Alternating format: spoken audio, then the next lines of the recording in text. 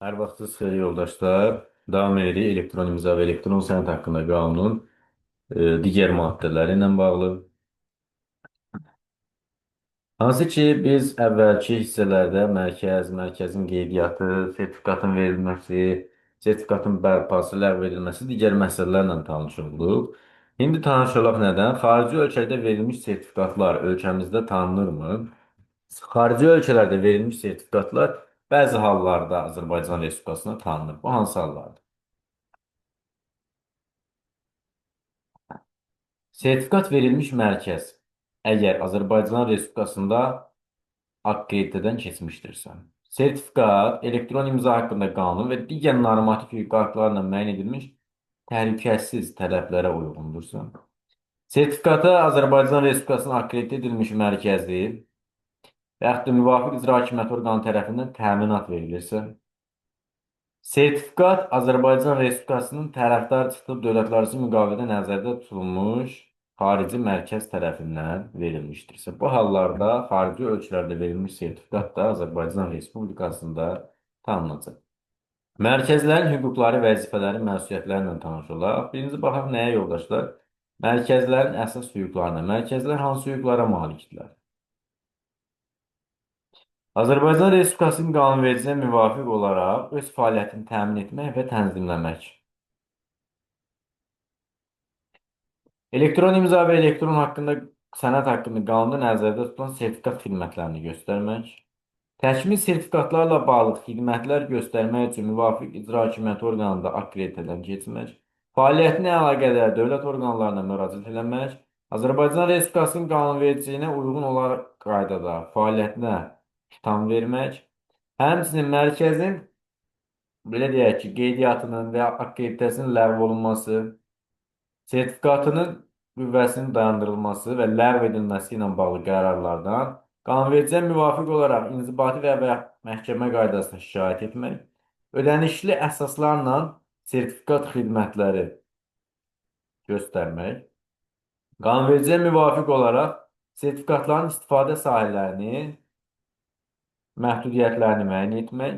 Bunlar nə oldu bizdə? Mərkəzin əsas hüquqları. Mərkəz sertifikatın verilməsi üçün imza sahibi ilə müqavilə bağlamazdan əvvəl qeyd edək bunu. Onun sertifikatının və imza vasitənin istifadə qaydalarını mərkəzin hüquqi statusu və akkreditə vəziyyəti barədə məlumatlandırmalıdır. Mərkəzin vəzifələri hansılardır? Mərkəz hansı vəzifələri yerinə yetirməlidir?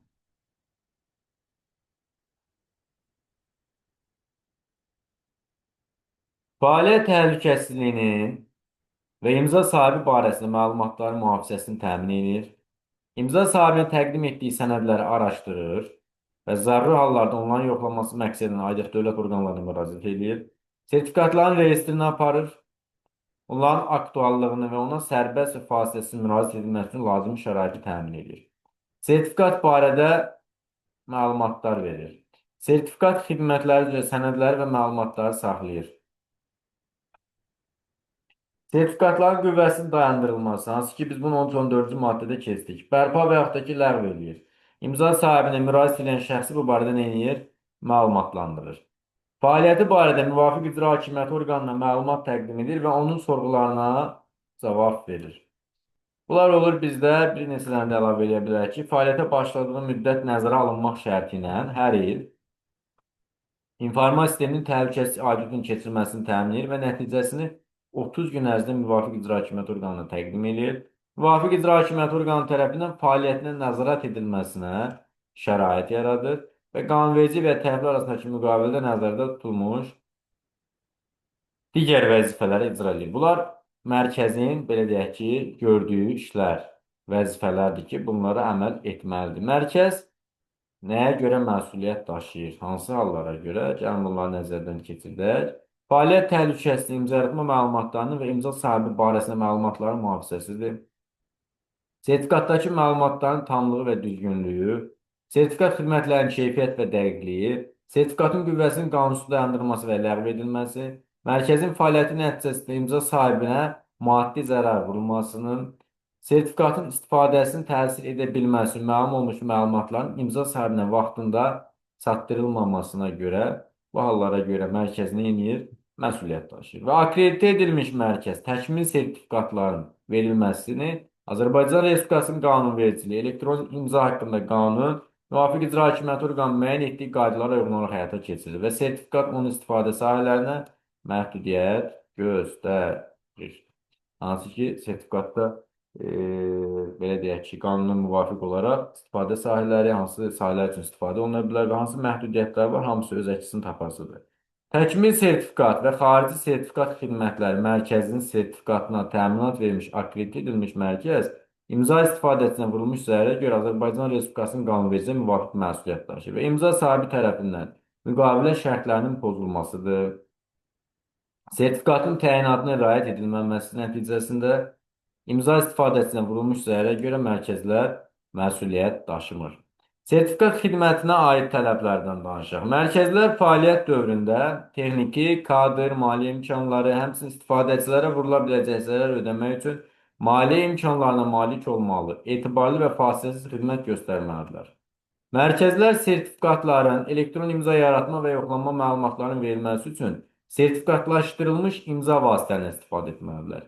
Mərkəzlər fəaliyyətə başlamazdan əvvəl və qeydiyyata keçdikdən sonra hər il informasiya sisteminin audituna keçməlidirlər və sistemdə etibarlı istifadəni təmin edən texniki və texnologiyanı tətbiq etməlidirlər. Mərkəzlər fəaliyyətin təmin etmək məqsədi ilə bilikli, təcrübəli və səriştəli işçi heyətinə malik olmalıdır.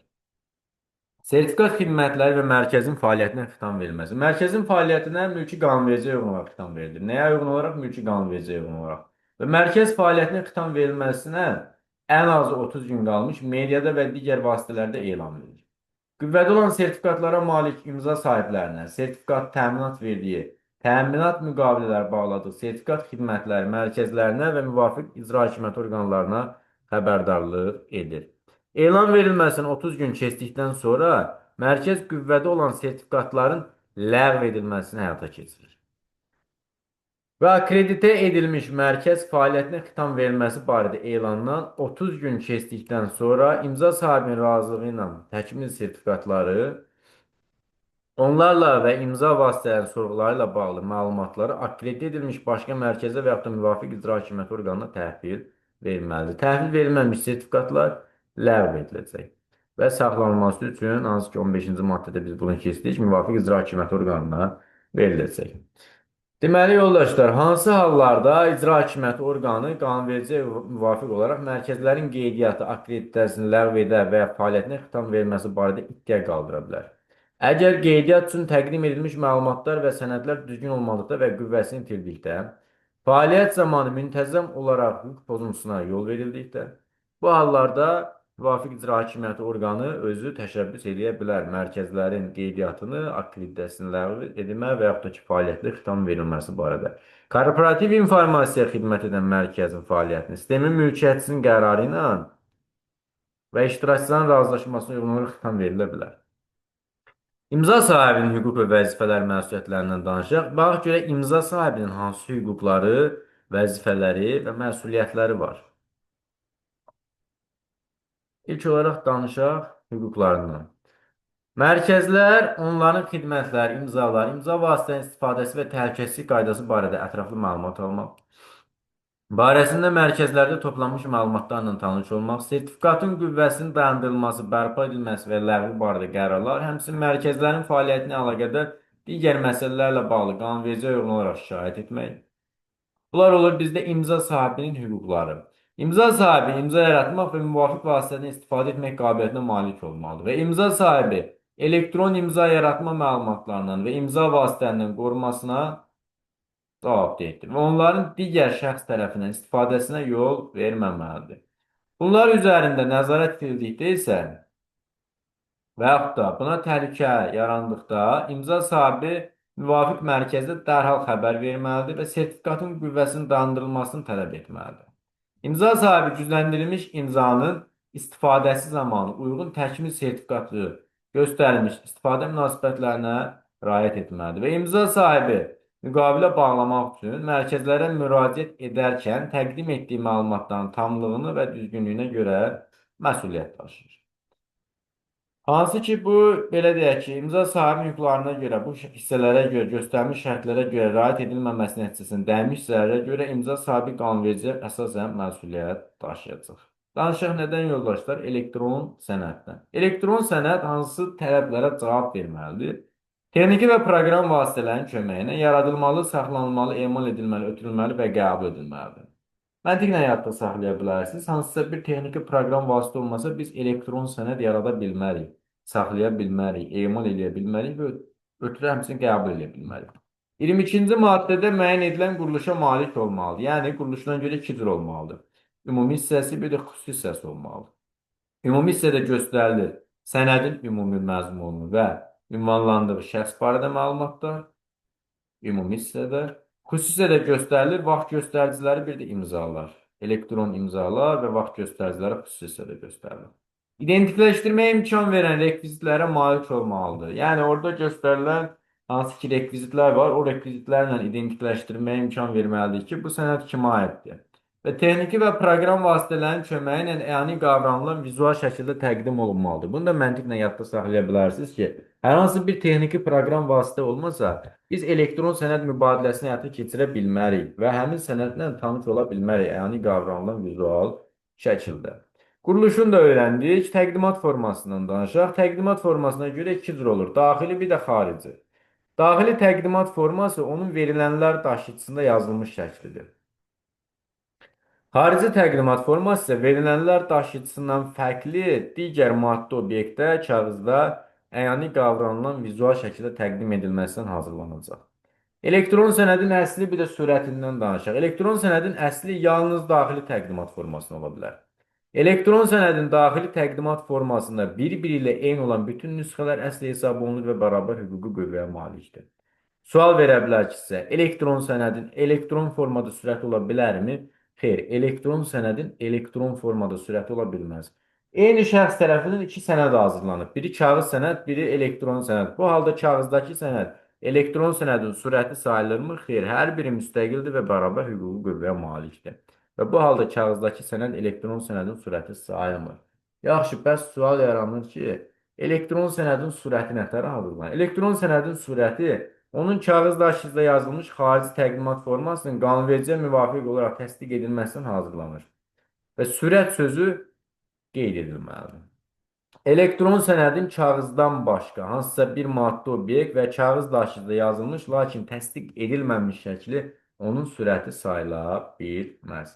Və elektron sənədin əsli bu hansı ki sürətin təsdiq edilmiş sürətin kağız daşıyıcı üzrə sürəti ilə eyni hüquqi qüvvəyə malikdir. Bərabər desə səhv, eyni hüquqi qüvvəyə malikdir. Elektron sənədin dövriyyəsindən danışaq. Elektron sənədin istifadəsi və dövriyyəsi qanunvericilik və elektron sənəd dövriyyəsi subyektləri arasında bağlanmış müqavilə əsasında həyata keçirilir. Qanunverici və bağlanmış müqavilə elektron sənədin mübadilə qaydası, həmçinin onunla bağlı texniki təşkilati tələblər, sənədin mübadilə formasıdır, yoxlanma prosedurudur, alınmasının təsdiq edilməsi üçün məqbul hesab edilən müddətdir, formadır və s. bunlar göstərilməlidir. Elektron sənəd dövriyyəsini sənədləşdirmə sözünü gördünüzsə, kargüzarlıq standartları və qaydaları əsasında həyata keçiriləcək. Korporativ informasiya sistemində isə sistemin daxili normativ sənədləri ilə tənzimlənəcək. Bayaq dedik, korporativ informasiya sistemi nədir? Elektron sənədin göndərilməsi bir də alınmasından danışaq. Elektron sənəd hansı hallarda göndərən tərəfindən göndərilməmiş hesab olunur? Yoldaşlar, 3 halda. Bir şəxsin özü tərəfindən göndərildikdə, bir adından çıxış etmə səlahiyyətində olan şəxs tərəfindən göndərildikdə, bir də özünün proqramlaşdırdığı qayda avtomatik vasitə ilə ötürüldükdə, elektron sənəd göndərən tərəfindən göndərilmiş hesab olunur. Mən göndərirəm, mən tərəfdən göndərmişdim, mənim səlahiyyətli nümayəndəm var, mənim adımdan göndərir. Yenə də mən tərəfdən göndərmişdi və yaxud da ki, mən bu kompüteri proqramlaşdırıram, avtomatik ötürülür elektron sənəd. Yenə mən tərəfdən göndərmiş hesab olunur. Əgər tərəflər arasındakı müqavilədə başqa bir hal müəyyən edilməmişdirsə, alan qəbul etdiyi elektron sənədin həqiqiliyin təsdiqlənməsi nəticəsində onu göndərənin yolladığından əmin olur və o istənilən o cümlədən də avtomatik vasitənin alınmanı bir mənalı təsdiq edən qaydada göndərəni məlumatlandırır. Bəs alan hansı hallarda elektron sənədi göndərən tərəfindən göndərilməmiş hesab etməlidir? Əgər elektron sənədin göndərilməməsi barədə bildiriş almışdırsa, elektron sənədin həqiqiliyi təsdiqlənməmişdirsə və həqqinin yoxlanması nəticəsində alana bəlli olmuşdur və ya bəlli olmalıdır ki, qəbul edilmiş sənəd başqa sənədin avtomatik təkrarıdır. Yəni bu şəxsi identikləşdirmir. Tərəflər arasındakı müqavilədə başqa bir hal nəzərdə tutulmayıbsa, alandan göndərinə təsdiqlənmə çatana qədər elektron sənəd alınmamış hesab olunur. Və təsdiqlənmədə elektron sənədin tərəflər arasında razılaşdırılmış texniki təşkilatı tələblərə uyğun olması da qeyd edilməlidir. Göndərənin göstərdiyi və ya tərəflər arasında bağlanmış müqavilədə müəyyən edilmiş müddət ərzində təsdiqlənmə alınmamışdırsa, göndərən bu barədə alanı məlumatlandırır və təsdiqlənmənin göndərilməsi müddətini təyin edir.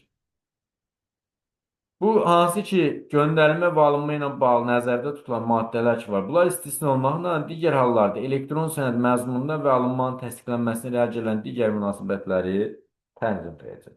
Danışaq nədən yoldaşlar? Göndərilmə bir də alınma vaxtından. Göndərilmə vaxtı hansı vaxtı?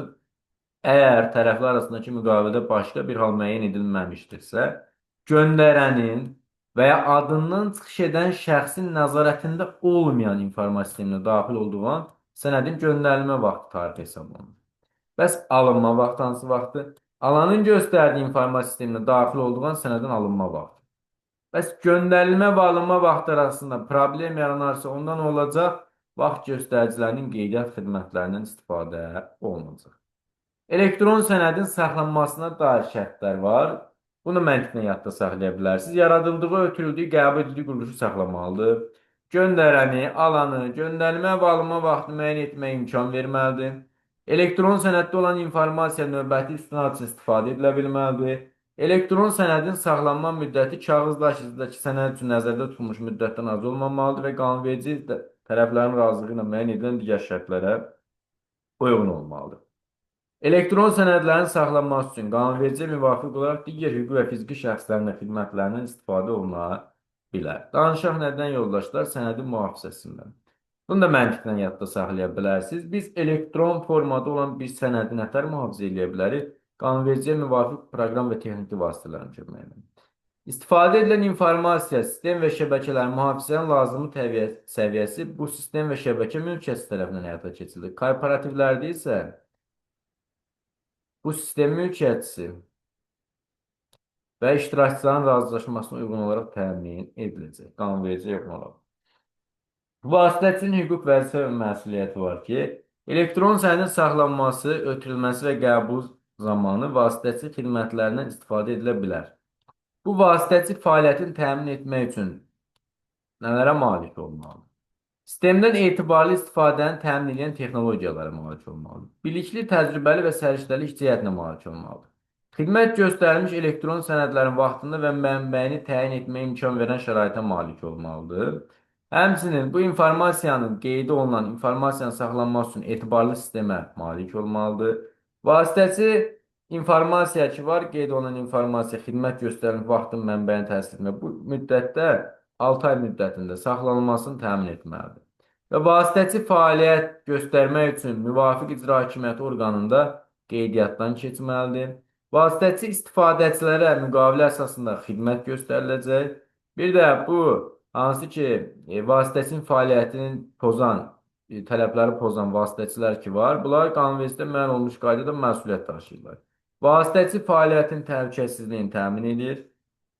Saxlanılan, ötürülən, qəbul edilən elektron sənədin məzmununa görə də məsuliyyət daşımır. Danışaq sonra nədən yoldaşlar? Məzmunda konfidensial informasiya təşkil edən elektron sənədlərdən, hansı ki, birini vurğulamışdıq biz bunu ki, tərkibində dövlət, kommersiya, bank sirri təşkil edən məlumatlar və digər konfidensial informasiya elektron sənəd istifadəsi qaydası mühafizə şərtləri qanunverici ilə müəyyən edilir. Tərkibində demişdik, dövlət sirri təşkil edən məlumatlar olan elektron sənədlərin mübadiləsi üçün dövlət hakimiyyəti orqanları və yerli özünün idarəetmə orqanları yalnız sertifikatlaşdırılmış imza vasitələrindən istifadə edəcəklər. Bu hansı ki, ekspertizadır, emaldır, tərtibdir, mübadilədir, müvafiq icra hakimiyyəti orqanı tərəfindən müəyyənləşdiriləcək və tərəflər arasında bağlanmış müqaviləyə əsasən elektron sənəd dövriyyəsini həyata keçirən subyektlər konfidensial informasiya məzmunlu elektron sənədlərə müraciət və onların mühafizə üsullarını Azərbaycan Respublikasının qanunvericiliyə uyğun olaraq özləri müəyyən edirlər. Burada bəzi mənbələrdə yazılır ki, dövlət orqanları həyata keçirir, xeyr, özləri müəyyən edirlər. Qanun nə zaman qüvvəyə minir, yoldaşlar? qanun dərc edildiyi gündən qüvvəyə minəcək. Mövzumuz bu qədər. Əgər hər hansı bir maddə sizin üçün çətinlik yaradarsa, hər hansı bir maddədə probleminiz olarsa, aydın olmazsa, şərh sizin üçün zəruri olarsa, rəy bölməsində həmin maddəni qeyd edə bilərsiniz ki, həmin maddə üzərində daha geniş və anlaşılır şəkildə izahatlar aparaq. Təşəkkür edirəm diqqətiniz üçün.